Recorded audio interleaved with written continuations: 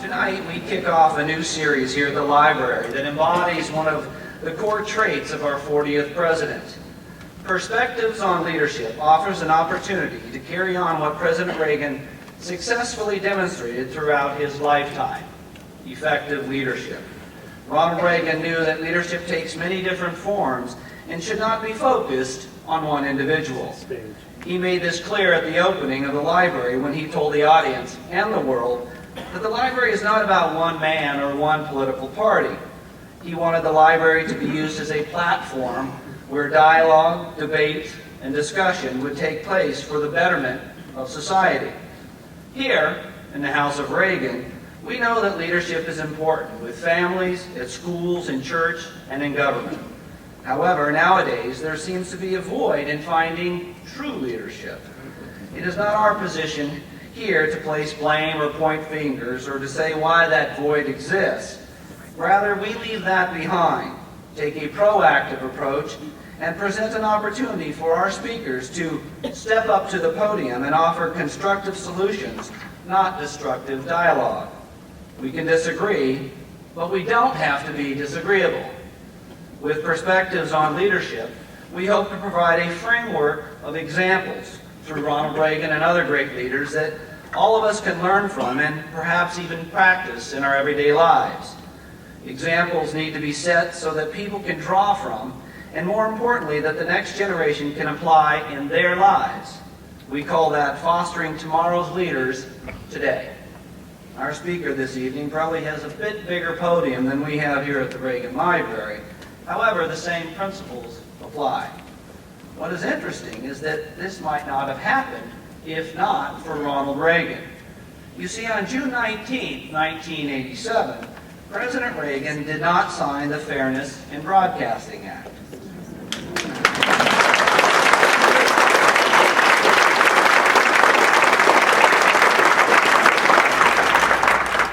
That's because portions of the act required the FCC to supervise the editorial practices of broadcasters.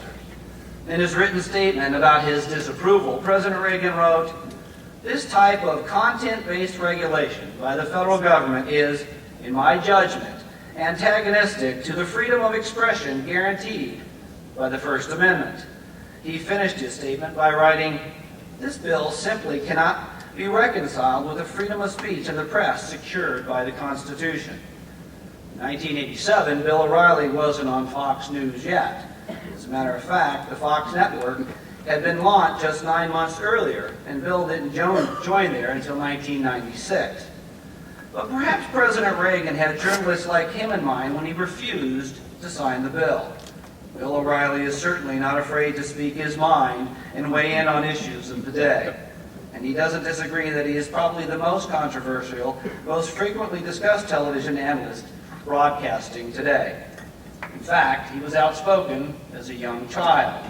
When he was a student, a teacher looked at him in class and said, "William, you are a bold, fresh piece of humanity." Hence, the name of his latest book. This deeply personal and revealing memoir comes on the heels of his 4 previous nonfiction works, all of which were on the #1 New York Times bestsellers list. Bill has been the television host for The O'Reilly Factor for the past 7 years on the Fox News channel. And you already know that he is a best-selling author. But he's also a syndicated radio talk show host and turns out a weekly column and appearing in more than 300 newspapers. From pinheads to patriots, from talking points to tough guys, he tells it like it is. Now it is my distinct pleasure to invite Bill to our podium so he can share his perspectives on leadership. Ladies and gentlemen, please welcome Mr. Bill O'Reilly.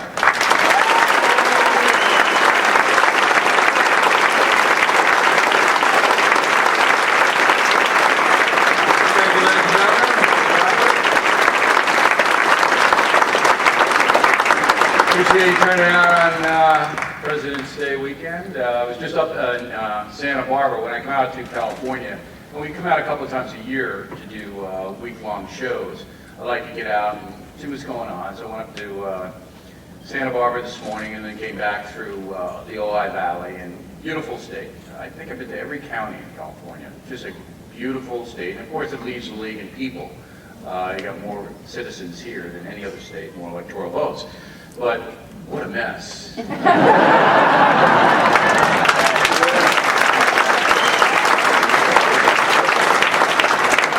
I knew you guys were in trouble when I saw Zelda of Dobie Gillis being a powerful Democrat in Sacramento.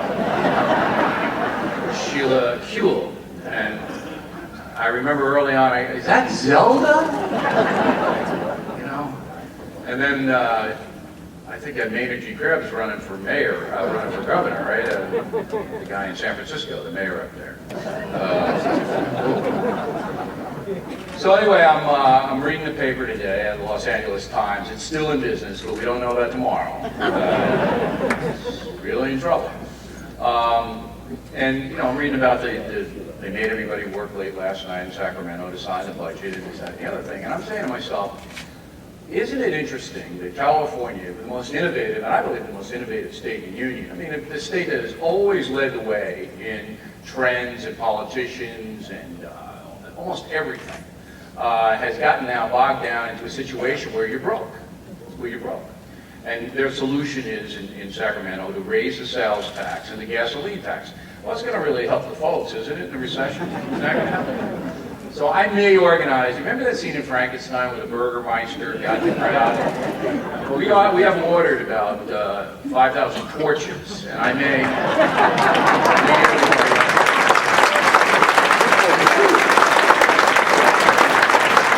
But what happens in California mirrors the country, and the country's in the same kind of problem that California, which is broke. The country didn't have any money, and California didn't have any money. So how did you get here? How did we get here? That's what I want to talk a little bit about. Then we're going to do a little Q&A and answer some questions. The first thing is, if you read Culture Warrior, which is my book before Bold Fresh, I set up the scenario, and it's really, I think it's worth reading, between the secular progressives, I call them SPs, and traditional Americans, not conservative liberal, not Republican Democrat, but secular progressives, traditional Americans, because almost every single American can be put into one of those two categories. Traditional Americans are people who believe their country is noble. Noble. And while it has problems, the nobility of America and the ethic, the Judeo-Christian philosophy and ethic of which we are founded is a rock solid, don't get away from that. That's what we need to keep. Improve the country, but keep the basis that made us the most powerful, most successful country on earth. What is the barometer of that? The United States gives more people, and has throughout history, the legitimate opportunity to pursue happiness than any other country that's ever existed. That's why we are the most powerful, and probably, if you want to use the word best, country, because we afford that opportunity. There's so many billions over the years of people. That's the traditional core, and they number about 65%, according to the polls. The secular progressives are the people who think the country is bad, for whatever reason. These are the Sean Penn people, the San Francisco people, all right? People, we need drastic change, we're mean, it's our fault the war on terror happened, we're terrible to illegal aliens, we're terrible, awful, just rats. We are rats, all right? Secular progressives. Usually they don't believe in any religion. They believe in a libertine society, a one-world operation, no border controls. We should be in consultation with Kazakhstan for whatever we do. Everybody should have a say in it. These are the secular progressives. And I lay it out, you know, so everybody can understand. Well, almost everybody. I don't know about Mayor Newsom, but almost everybody. Try to get it down to the simple thing. And so it's a struggle. It's the struggle between the secular progressives and the traditionalists in America. Now, California has been hijacked by SPs. All right? So the SPs have power now in California. How long that's going to last, we don't know. Now, you have a Republican governor, but let's be honest. Arnold Schwarzenegger is a personality-driven politician. And I think he's done an okay job. I remember speaking to him before he was elected, but when he was, you know, you could see that he was going to go for it. And I said to him, we did an interview outside the convention, Democratic convention, And I said, if you get elected, Arnold, I mean, what are you going to do about the illegal immigration? This is way before. And he goes, well, we're going to have a lot of meetings. I said, meetings.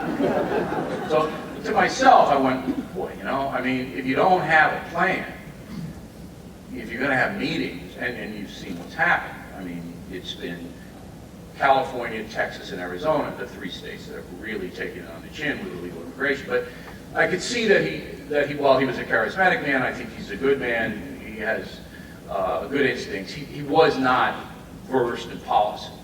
And the wise guys in Sacramento absolutely know that all day long. And so they kind of, little by little, started to bankrupt their state. Now, how did it happen? Well, if you look at the budget in California, if you look at it, it's not out of whack to New York, where I am, and to other states. It's not. You have much more money going to illegal alien stuff. So that, but it's a percentage of the budget. It's not crazy. It's annoying as far as you're concerned. You're spending billions of dollars, whereas to pay for entitlements for people who should be here. And then you have education, not crazy, out of whack, but you have basically a lot of disabilities. You've got a lot of it's just one after another after another after another after another of entitlement spending. Of we have to take this one, and then we have to do this, and then we have to do that, and these poor people don't have this. So once you get through it all, I mean, you can't afford it. You just can't pay your bills.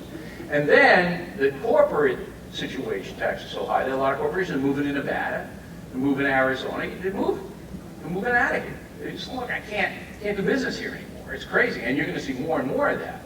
And then the folks are taxed up to here. Thank God you got that proposition on property tax. If you didn't have that, this place would be deserted. I mean, but you're going to get whacked. You're going to get whacked on the gas. You're going to get whacked on the gas, and you're going to get whacked on the sales tax. And that adds up, particularly for people making 100 and down, because real estate out here is so expensive.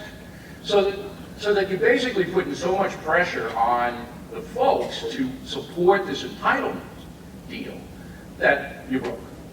Now, if you fast forward to D.C., that's exactly what the Obama administration is doing. It's exactly what they're doing. They're mirroring this. But they're saying to themselves, well, look, if we can just stabilize this, then we'll step back a bit, and when business picks up, well, the revenue will start coming in. I don't know. I mean, I can't see the projections. I know the guys are smart. Summers is smart. Geithner's, they're smart guys. Everybody asks me, is the stimulus plan going to work? I have no idea. And I said that on the show. I mean, I don't know. I don't have the data. I can see where they want to do it, what they want to do, but again, there's a lot of social engineering going on at the federal level, and that is what has caused California to become bankrupt. Social engineering, sharing the wealth, income redistribution, all the stuff that Nancy Pelosi gets out there in her little nobility, we are the better people because we want to help everybody. I want to help everybody too. My website is $1 million a year to charity, BillO'Reilly.com. I don't take a nickel from it. I kick everything I can out, and Americans are the most generous people on earth. Every survey shows we give, even in times of recession, we give more money to charity, this, that, and the other thing, than all other people around the world. And traditional people give a lot more money than secular progressives. You know that? That was John Kerry. When John Kerry was, campaigning for president, he was, I'm going to raise taxes on, we need more revenue. Well, in Massachusetts, they got a little box that says, if you'd like to give more to the government, please check it. Guess who didn't? And he married the Heinz ketchup lady, and they got the ketchup bottle and $100 bills are coming out. So they got a lot of money. They could have afforded to check the little box. He didn't. Al Gore's another guy. Al Gore, oh yeah, the guy, he gives 35 cents to charity. Come on, Al. You're worried about the polar bear sweating. Give a little money to polar bear people.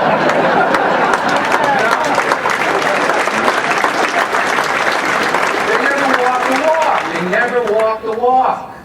And so I'm sitting there, and I'm looking at the chart, and the conservative, traditional people are giving lots of money, and the liberal people are going, well, we'll get the government to do it. Yeah.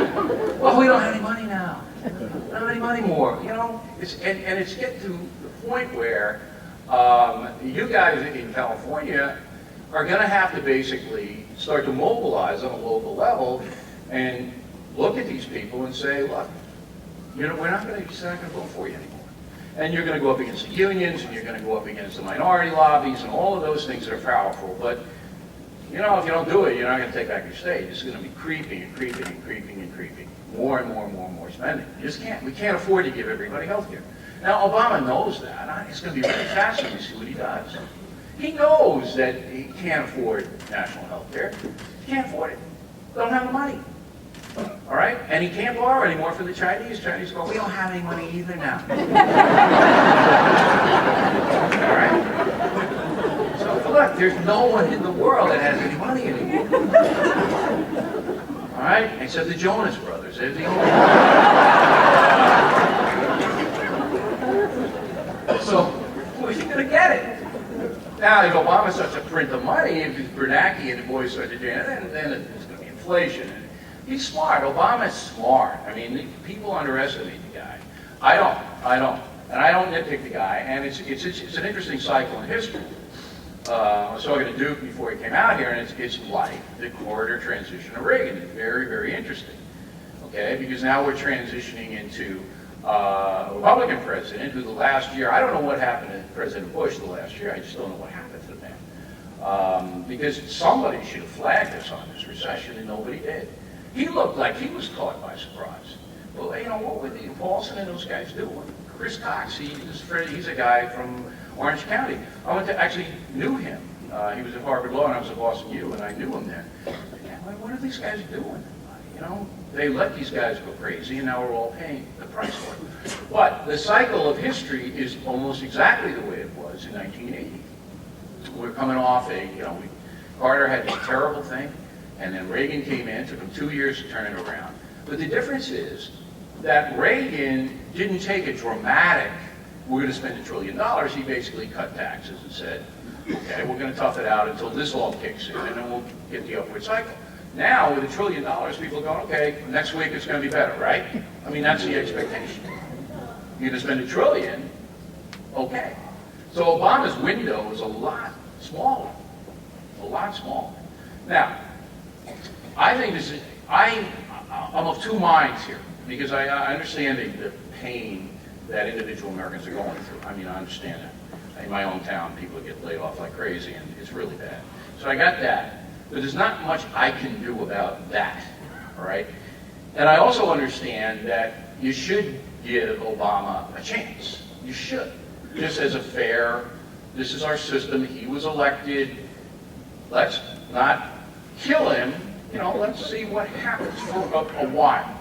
Short window, okay? But some of the other right-wing guys, they're basically pounding him every day. He's an idiot, he's an idiot, he's an idiot.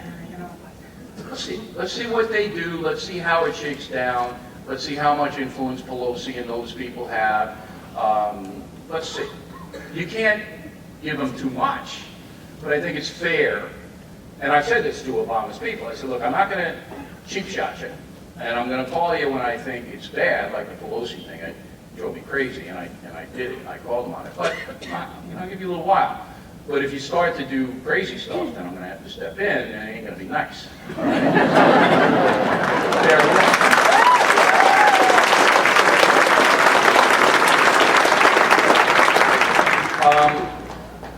But they being the liberal left, have power in the country. And everybody in the world is watching now the liberal left. Let's see. Let's see what they do. Let's see if they make the country stronger and better. Let's see if their policies protect us against terror. Let's see if they can turn the economy around. Okay? So I think it's healthy. I think it's good to give the opportunity to the liberal left to do it. Then if they can't do it, because I lean traditional anyway, I think it's self-reliance that made this country strong. The entitlement culture, I don't think we can do it, ever. I don't think we can have a country like France. You go over to Europe and you see what they have over there, and it's not working here. It's just not. So I believe in smaller government, self-reliance, safety net, with the philosophy of, you got to do it. Yeah, you come from a tough background, we'll help you, all right? And if the playing field is a little crooked, We'll get policies in it, straighten it out as much as we can. We're not dragging you through life. Because that's what they do in Europe. If you don't want to work in Europe, you'll survive. You'll live in a little hovel, but the government will send you a check. And you want to take your heroin and drink gin all day long, they'll still send you the check. I don't think we should be doing that. All right? To me, that goes against everything we stand for. There's a little Darwinism in here. It's Charles' 200th birthday. Strong survive, okay? You should have the safety net. But, picking up everybody's health care and all of this stuff, it just doesn't settle well. All right? Because then it becomes a dependency thing, an expectation thing. Where's my thing? Instead of you going out and working. And that's why I wrote Bold Fresh. Because I wanted to show you that I came from humble origins, just like Barack Obama, just like Bill Clinton. And they had much tougher than I did, because at least I had a father in the house. Now, sometimes I didn't want him to be in the house. But he was. They didn't have Clinton or Obama fathers. So I admire what they've done. But they did it. They did it. Okay? And so it's doable. And if you teach in school that you have to do certain things and you're responsible and you're honest, if you do that, you have a stronger country. If you say, well, even if you're going to be a miscreant, we're going to kick you the check, what does that do? It provides people with a built-in excuse to fail. I just don't want that. I don't think that's where we are, and I don't like this entitlement culture. Look, there's nowhere in the Constitution that says Benjamin Franklin wanted you to have health insurance at the government's expense. They didn't. They wanted the local power to dictate what happened in your communities. Now, if you want to have a little health commune and you all kick in New Bedford, Massachusetts, okay, you can do that. Let's kick into the fun, right? But the federal government wasn't going, oh, here we are in America, and everybody's going to get the, whatever we have. They didn't have a federal income tax until Teddy Roosevelt showed up, all right? I mean, Lincoln put a little in there just to keep the government solvent, but that was anathema. That was, the locals do it. Now we have we have to have government watching the bandits. You got to have them watching. I'm big on Elliot Ness.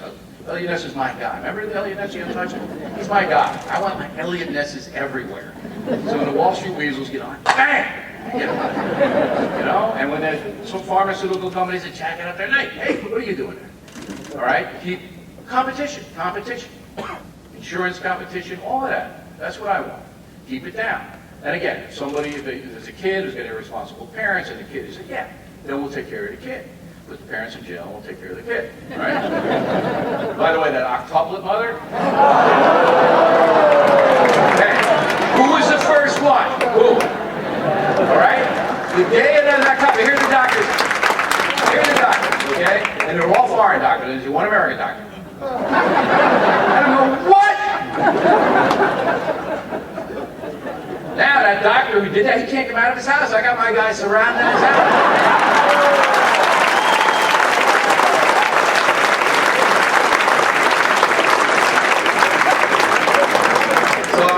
Enough's enough, right? He's like Bernie Madoff. He can't come out. It's whack-a-mole. He comes out, bang!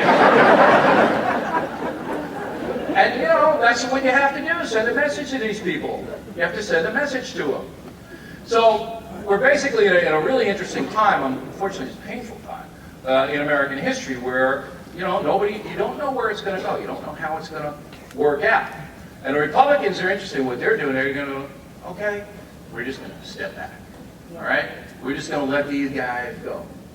And if they don't succeed, we'll be back in 2010. That's the strategy. That's what they're doing. They're not obstructionists. They're just saying, we don't believe it. We want to do it in a, not a spending way, but in a tax-cutting way. So we have a difference of philosophy. So, okay, Obama, you go. You got the majority. We'll see. And that's what's happening. And again, I cannot predict with any kind of certainty what will happen. I do hope that the country gets better and stronger and quicker. I don't want to see anybody suffer. I'll put the individual suffering above any kind of ideology. And I'll give Obama credit if it works. If it doesn't work, he's going to have a very tough time. He's going to have a very tough time. Now, on the social front, what happens is very interesting. The country elected Barack Obama primarily because of the recession. I believe McCain, who ran a terrible campaign, by the way, and I can say, he did. I can't tell you why, but being in the middle of that and trying to get interviews and information, the Obama people were 1,000 times better than the McCain people. It wasn't even close. I mean, it was like, you know, comparing the Angels to the Kansas City Royals. You know, one organization was top, the other one was like all over the place. But even so, had there not been bad economic times, I don't think Obama would have carried Florida or Ohio or North Carolina. And because there was a lot of, okay, we're going to give him a chance kind of voting. Okay, I don't like what happened, so we'll give this guy a chance. There were a lot of votes cast. But people remember their mental state when they go in to vote. They remember, all right? And there's a lot of like rocking back on the heels now going, I don't know. And I'll tell you how I know that for sure. Because the political correctness crew, you know, when Obama got elected, the far left nuts thought that they were going to rise in power and get the gay marriage done and get all of this stuff done. They thought that was going to be a lock, that everybody was going to come along. That ain't happening. Now, here's a good example. Last week, I made fun of Helen Thomas. Do you know this story? Well, poor Helen Thomas is 112. I gotta give her credit for getting, I don't know how she gets there, but she gets there. And she asks a question to President Obama in the press conference. Now, I'll cut you a little bit of slack, but when you raise your hand in a first president's press conference and say to the guy, do you think there are so-called terrorists in Pakistan? My 5-year-old looked at me and went, aren't they real terrorists? Doesn't everybody know that? He's 5. All right? So then I went, okay. Now, Helen also torques me off because for years she's been accusing the United States of murder. According to Helen Thomas, we went to Iraq to murder people. That's why we went. All right? So Bush and Cheney and Rumsfeld go, we got to murder some people. Why don't we spend $1 trillion to go to Iraq and murder some people? That's a good idea. That's what Helen Thomas thinks. All right? And she's sitting in the front Republican president's press. So instead of going out and really, like I would with Barney Frank,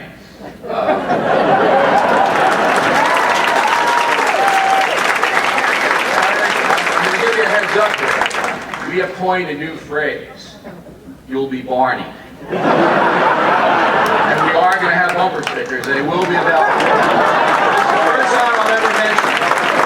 You'll see them in 2 weeks.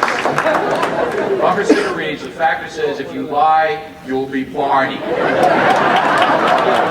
send them to you if you want. So anyway, I could have done a Barney Frank thing and just wailed on Helen Thomas. I could have done it. But I said, you know, I'm not going to do that. I'll make fun of her, just making fun of her voice. So Holmes and I were picking around, and I did a little Helen Thomas deal, and I said, doesn't she sound like the Wicked Witch of the East? Ha ha. The next day, the women's groups. You better apologize. Perfect. I should have sent them a big fruit basket. Not only did I get 4 segments through the roof in the ratings, it was great. So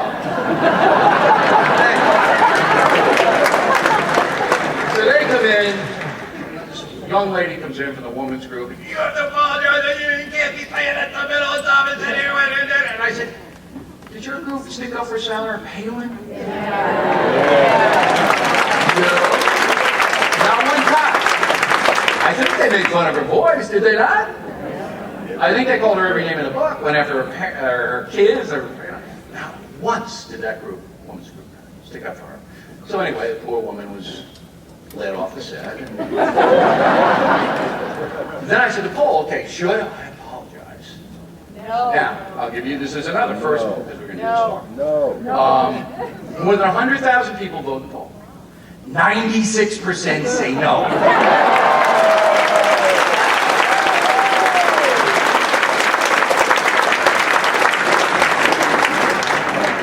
The left is going to, then I'm going to trot out the pew. 39% of factor viewers are Republican. About 35 are independent, and the rest are Democrat. So it's across the board presentation according to the Pew Research study. 47% of factor viewers are women. All right, which is a very high number for a news program. So you combine the fact that this is an across-the-board presentation, not a conservative program, and almost 50% are women, and you only have 4% saying I should apologize. Okay? So to quote the Godfather, Hyman Roth, to Michael Corleone, what does that tell you, Michael? It tells me that people are fed up with PC. They've had enough. They don't want it anymore.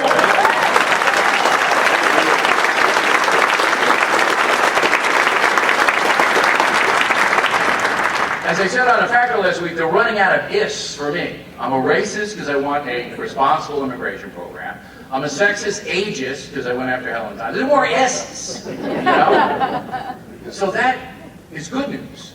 So as the Democrat liberal power base rises politically, socially, they're actually losing power, in my opinion. Actually, the other side is going down because they're going, we're not so sure about this. We're not so sure about this. This is kind of an experiment for us. And we're not real comfortable with it now. So you're seeing political power rise, but social power fall, which is a good thing, because this PC stuff, if this makes it, you're talking about McCarthyism, this is crazy stuff. You know, as Duke said, I mean, we can disagree without calling people racist and all that's just crazy. And once that gets into the fabric, then you totally wipe out any free discourse at all, because that becomes, you know, war. And believe me, it becomes war. So that stuff is going down, but the liberal left has political power. They have it here in California, they have it in Washington. And, you know, to me, you give them maybe 9 months or something, maybe a year. I don't know if we can do it for a year. We're going to have to see some kind of trend, some kind of upswing. And, you know, Obama, he took a big chance. We took a big chance with this thing, with this $1 trillion deal. Because he didn't have any bipartisan support about it. And you don't see the folks dancing in the street over this thing. Even the people who supported him. I mean, they're trying. You don't see NBC News out at the garages anymore. Oh, by the way, here's another thing. I'm beating them 3-1 now.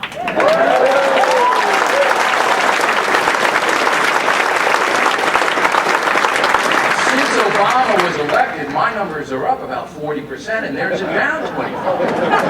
That just shows you. You know, people are nervous. People are nervous and nervous about what's happening. That could go to a propaganda outfit where they're never going to tell you the truth about anything. They're just going to, you know, spin it the liberal way, no matter what happens. So I'm getting this tension in the country. I'm getting this dynamic shift on the social front, which is good, and I'm happy with that. On the political front, I still don't know. I still don't know. And I think, you know, fair-minded Americans, and most of us are fair. Okay, we're going to give Obama a chance. You give him a chance. If he does crazy stuff, then I'm going to whack him. If he does stuff that I like, I'll say that. You know, the Guantanamo stuff. Okay, you want to close Guantanamo? I understand Guantanamo. I got it. You know, people overseas, Guantanamo, blah, blah, blah, blah, blah. You know, they don't know anything, but they're just blabbering. Okay, but where are you going to put them? You know, so I'm watching every guy there. You know, one guy gets out and he's waving like this, and he blows something up. That's a lead story. So, and Obama knows it. You know, because I am a fair guy, and we do tell our opposition, you know, this is what's coming. You have something you want to give us, you have information. And a lot of times we'll do a story. If people say, no, this is what you don't know, there's some information will come in, and I was okay. But the Guantanamo thing, I mean, they're going to figure it out. They got to figure it out. Because these guys, I mean, they're brutal. You know that. The day Helen Thomas asked that incredibly stupid question, all right, which still offends me, even though she's 88, a Polish geologist was beheaded by the Taliban in Pakistan. The same day. This guy's a poor guy. He's in there trying to help the Afghans, you know, trying to develop some mining for them or something. They grab him and they cut his head off. And they're so-called terrorists. You know, enough's enough with that nonsense. Now, I sent Helen Thomas flowers, by the way. I did. I'm not a mean guy. And plus, I figured that would confuse her even more. But I paid for them. I didn't charge you the Fox. I paid for them.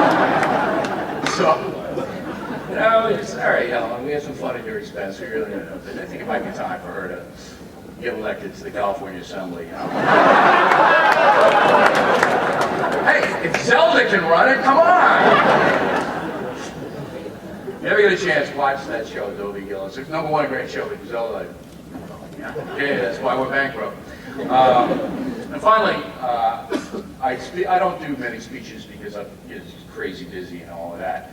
But when I go around the country and I visit different parts of the country, it never fails that, I'll see people and talk to them like that. Most Americans are not zealots. They're not. The zealots get all the attention.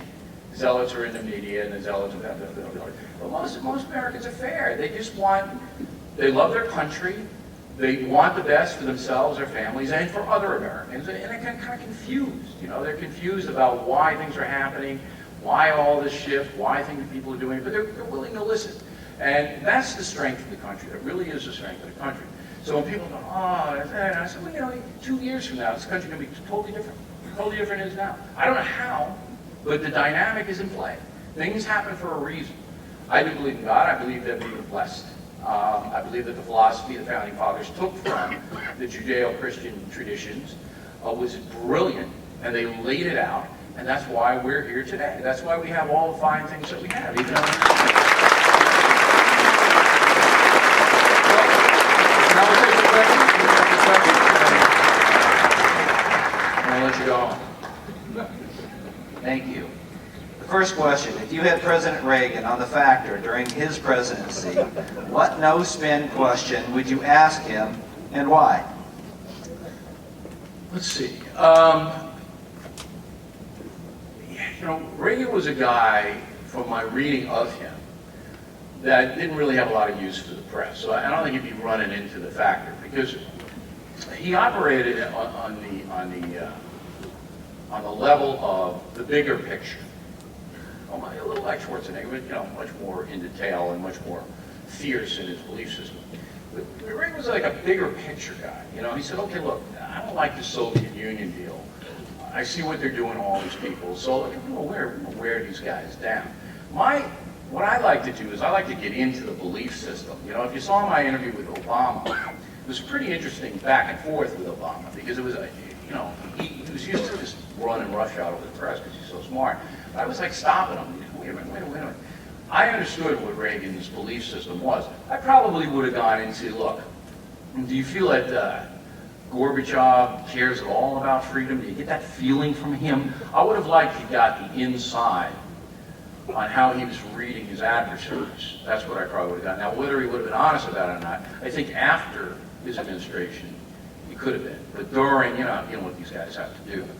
But there was so much going on in that period of time that, but Reagan's overarch was basically, there is good and evil. And that's what Bush had too. The problem with Bush is that for whatever reason, he lost control of the process in Iraq for about 2 years. And then Bush made a dramatic and almost single-handedly decision that saved that thing, the surge. Everybody else was against it, even his own guys. But Bush had that good-evil dynamic too. It's just that Reagan had, I think Reagan's people were better than Bush's people. I'll agree with that. Unbiased. Speaking of Obama, if you could interview President Obama today, what would you ask him differently? Well, I definitely get into the economy and say, look, how long do you think you got? I pin him down. Would he answer you? Would he what? Would he answer you? He wouldn't do the interview now. Obama, their people, he'll do it if he thinks it'll help him. He won't do it just for informational purposes. It's too hard for him to do that. But I want to know, look, Obama's a calculating guy. His whole life has been, he's not the kind of guy like... But is that bad? No. But he had his eye on the prize, the big prize, from very, very early. Okay? He was like Bill Clinton. The same kind of, not the same kind of person, but the same kind of dynamic. And everything Obama did was calculated to give himself power, which is why he hung around with those terrible people in Chicago. He has got to be thinking, I've got 6 months, I've got a year, You got to be thinking that, calculating that. How long does he have? He can blame Bush for a few more months, but then it's not going to cut it. So that would be question number one. How long you got before this thing doesn't get better, people start to turn on it? And I'd like to see what he would say to that. That would be my opening gambit. I think we'll be able to interview him, but it's not going to be for a while. Do you think the press are treating him differently than they did with Bush 43 or Bill Clinton? Well, yeah, I mean, they were rooting for him. I mean, they were outright rooting. Most of the press rooted for the Democrats throughout, since World War II. I think that's pretty obvious. But they were actually campaigning for Obama. NBC News actually campaigning for them. But you're beating them in the ratings, so. Badly. But that, I had never seen that before. I've been in the business journalism for 35 years. I'd never seen General Electric Corporation using its power to try to get to be elected president. I mean, that's pretty stunning. And you had, the newspapers wouldn't tell you that because they were all rooting for Obama too. So it was like, whoa, what? The only problem that Obama ran into was talk radio, which is predominantly right. He ran into a problem there, but the rest of it was easy for him. Will they turn on him now? Maybe. How long do you think he has as president before the press starts asking the really tough questions? Probably around next December. If the unemployment rate continues to rise throughout this year, and say it's at 8.5 next December, and it's a drip, it'll be like Dick Morris said the other night on The Factor. It'll be like Bush's Iraq. It'll be a drip, drip, drip, and his approval rating will boop, boop, boop. And then some of the press will say, like this. But you got to remember that most of these newspapers are going to be out of business. It's shocking. The New York Times is going to go bankrupt. They're going to go bankrupt.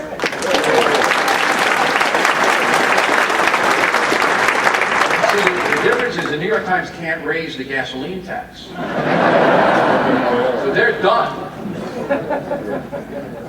I recorded the other day, they borrowed money from a guy named Carlos Slim. This guy expects something back at 14% interest. And my line was Tony Soprano not available? 14%. I mean, that's how bad they are. And your paper, the LA Times, I don't think there's anybody there anymore. The article's not our paper. Well, the articles say by whoever, they're not. All right, let's shift gears here. If you knew you wouldn't survive another day, what one truth would you pass on to us, the American people? Self-reliance. I mean, that's my big deal. And that's why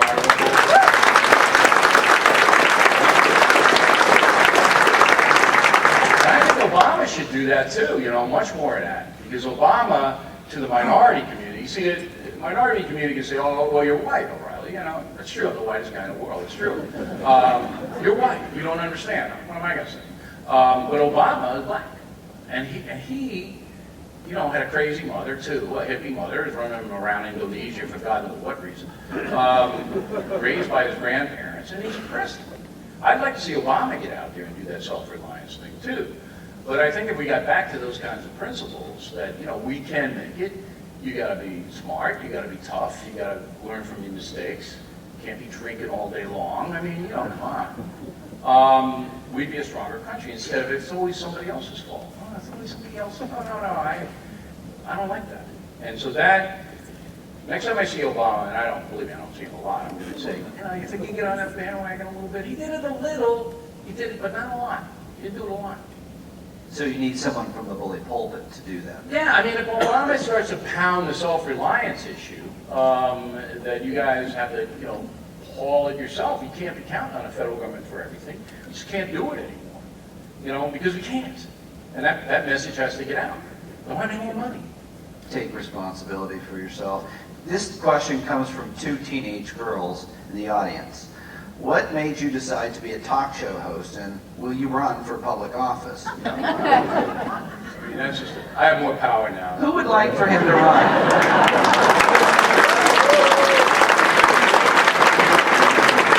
The only job I'd like to be is mayor of Malibu. That's it. Good job. Except for the fire Sheen has that one. Look at that. I'm a journalist. I know I do a talk show, but I'm a journalist. That's my career. So that's why Boston University, Masters in Broadcast Journalism. Worked my way up as a correspondent for Peter Jennings and CBS for a little while.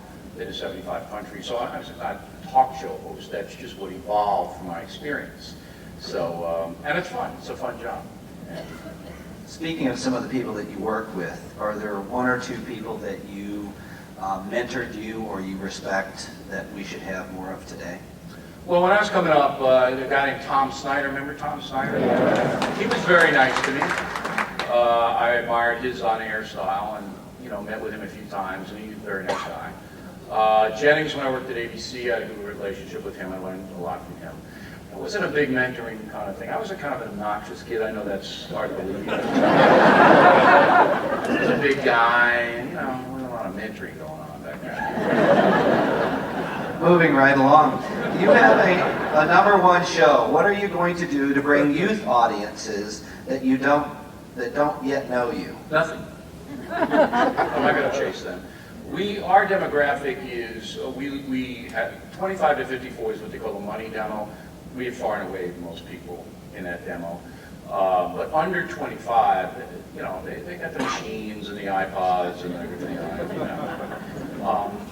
So we put on a show that's entertaining, but you have to have a frame of reference to watch it. I mean, you just can't turn on a show and think it's MTV. You got to know something about the country and the world.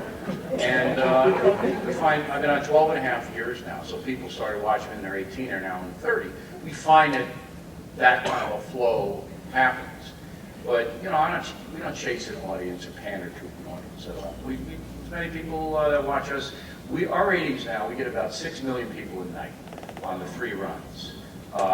That's more than Leno, Letterman, The Today Show, any of those shows. So the audience flow that we have is significant. But here's what's really interesting.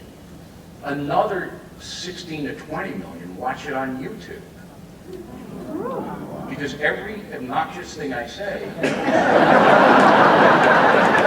is loaded instantly.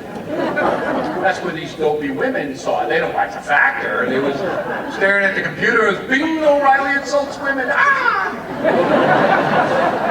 Max! They're all watching it on the computer. And so, again, I try to put on the most entertaining, informative program I can. Whoever wants to watch can watch. Back to the stimulus. Do you think members of Congress and the American people really understand the economic stimulus package? No one understands. Helen Thomas? What about Helen Thomas? Helen doesn't even know what country she's in. So-called terrorists? I would like to say, how about the so-called recession? Here's some funny. New York Magazine, which is one of these far-left kooky things, when I was in a little Wizard of Oz riff, and you can see it on BillO'Reilly.com, you can see it, I said, I thought Obama was going to throw water on her, this is which dissolved. So, New York Magazine then headlines, O'Reilly urges Obama to throw water on Helen Thomas. I guess that's better than a shoe. So I put the moron editor's picture up like this, right on the screen. Bam! And I go, he's a pretty responsible guy, isn't he? That's the country you live in right now, freedom of the press. Let's talk about the voters. Do you think the voters are having any buyer's remorse? Not yet. Not yet. I mean, it's less than a month. Oh, by the way, the fairness doctrine, this is what I get a kick out of. If the fairness doctrine is put into play, all the newspapers go out of business, right? They're not fair. So, be careful what you wish for. The fairness doctrine? My God. Imagine Nancy Pelosi having a radio show there. And then, everyone's going to get a condo.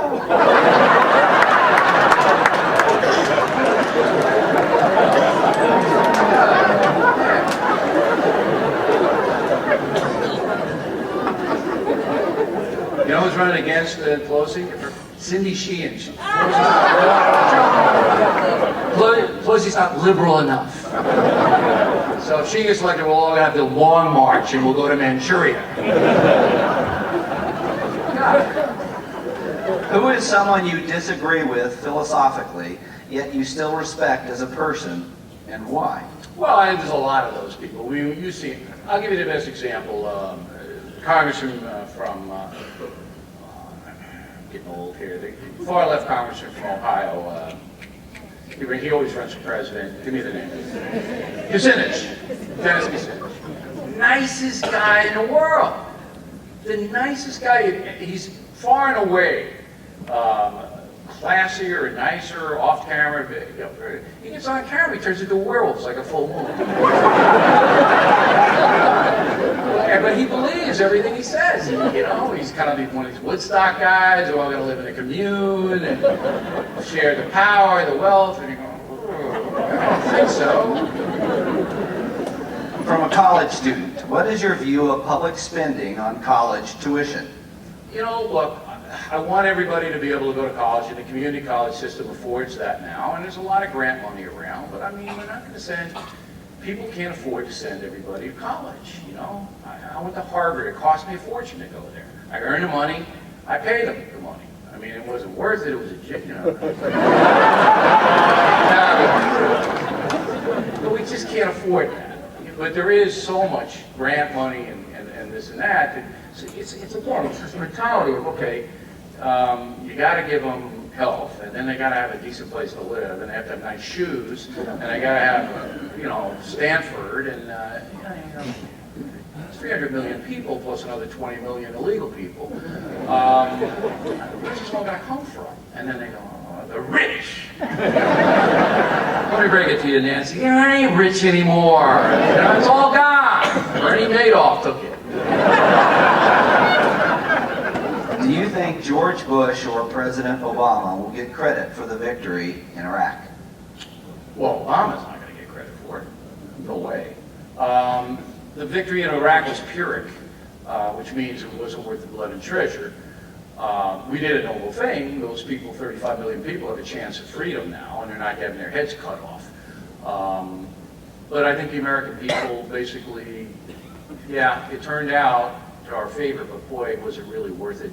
I think that will always taint that whole situation. So I don't think there's going to be any credit one way or the other. Do you think people are still paying attention to Iraq? No. Is that good or bad? Well, it's fairly pacified now, as much as a country like that can be pacified. And Afghanistan is now the problem. So I think people have shifted over there. I've been to both places, and you know, you're playing footsie with Pakistan. As long as you're doing that, you're going to have trouble in Afghanistan. So if you were to give President Obama some advice on Afghanistan, what would you say? Well, I think he's got to basically figure out how much he can push the Pakistani government to get those guys out of there in the mountains, in the mountain regions.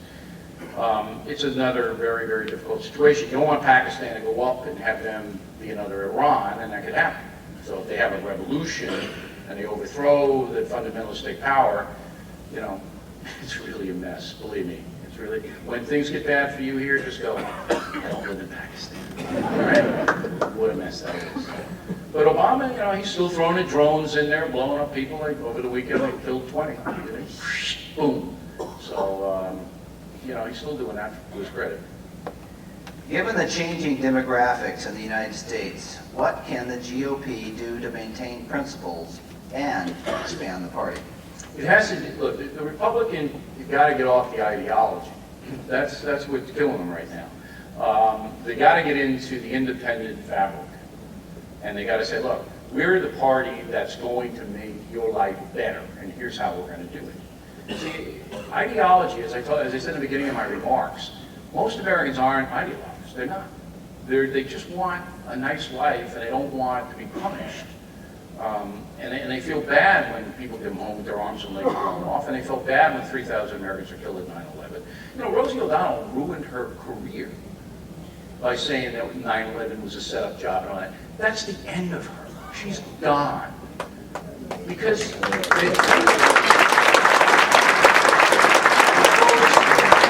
folks will take your crazy left positions, as long as you don't inflict pain. But once you cross that line, they walk away. You know, because most people aren't ideologues. They're not. And so the Republican Party has to basically say, look, here's how we're going to make your life better. Everybody. Here's how it's done. Here's what we're going to do. And if they start to do that, rather than this ideology and theory, then they'll start to win some minority votes. They'll start to win the independents back. And the working people that voted Democrat will start to vote Republican. But, you know, there's no charismatic leader in the Republican Party now, right now. Obama did it all on charisma. There's no way he should have beaten the Clintons. No way he should have beaten them. He did it all on personal charisma. Now, if you had Reagan running against Obama, then you would have had equal charisma, you see? And then Obama wouldn't have won. I don't believe he would have won. If you had, let me tell you one more thing before I let you go, and I really appreciate you guys hanging out tonight. It's really nice.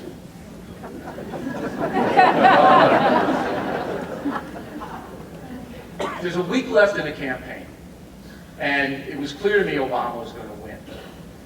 So I did a talking points memo, and I said, McCain, and I had done one to Obama about 3 weeks before.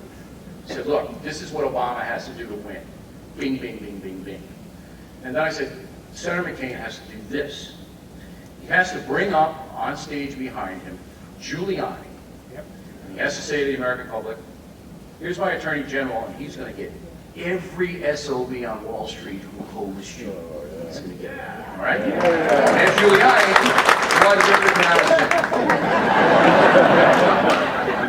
then he got Romney, and he says, you see this guy right here? This guy knows more about economics than Obama will ever know in his life. All right? He's going to be in charge of getting this economy back. He's the Secretary of Treasury. Okay? Those guys, and then bring in somebody else, Carly Fiona or somebody else, and say, this one is going to do this. All right? Or here's my anti-terror expert. All right? Bring in some terror warrior. And say, it's not just about me. I'm going to get those guys, and my pledge to you is I'm going to get every criminal on Wall Street. I'm going to wipe these guys out. We're going to turn this recession around, and your life's going to be better. Thank you and good night. He would have won if he did that. He would have won. The guy, he knew what I was saying. I mean, they all watch every night, and anything like that. He just wouldn't do it. So I had Giuliani on 2 days before the election, because Giuliani saw it. And I said, was I being presumptuous there, Mr. A? You know, I mean, did you think that was a bad idea? He goes, no, that would have worked. Mr. Attorney General. Right? But look, think about it. Think about it. If you line them up and say, it's not just me, it's these guys. And they're much tougher than those guys. They're not tough at all. They're weak on terror. They're weak on the economy. They're a bunch of little namby-pambies. I got tough guys. You want to win? You wouldn't do it. Me. All right? So there's sometimes you have to measure the crowd. You have to measure the feeling in the country. And right now, the feeling in the country, very uneasy. So the PC is getting whacked. People are just sitting back. This time next year, you'll have a definition. You'll have a definition on the Obama presidency this time next year. Thank you for your kind attention, ladies and gentlemen.